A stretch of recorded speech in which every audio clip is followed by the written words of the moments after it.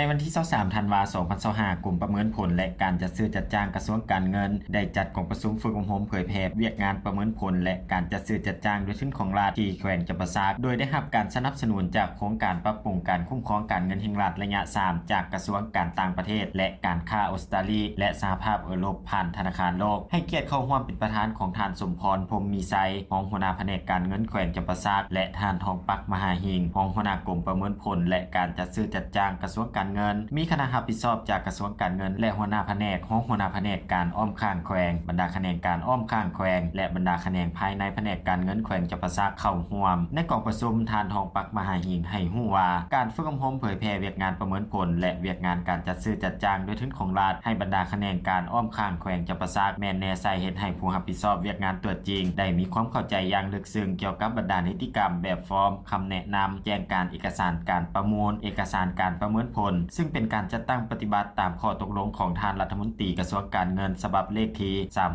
3648/กงลงวันที่17ตุลาคม2025และแจ้งการของห้องการกระทรวงการเงินฉบับเลขที่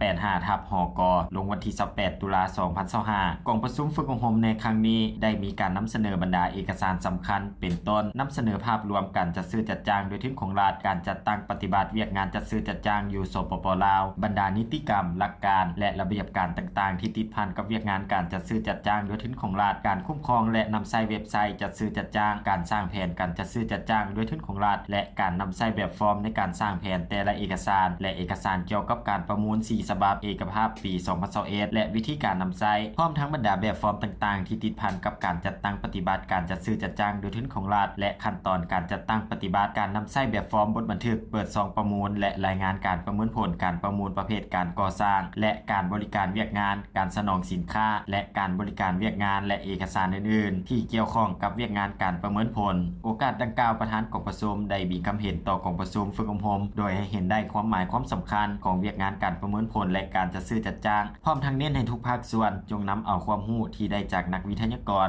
และบรรดาขั้นตอนระเบียบการนิติกรรมต่างๆนำไปพันขยายและจัดตั้งปฏิบัติเวียกงานเข้าในขอบเขตความรับผิดชอบของบรรดาแขนงการของตนให้มีผลสำเร็จ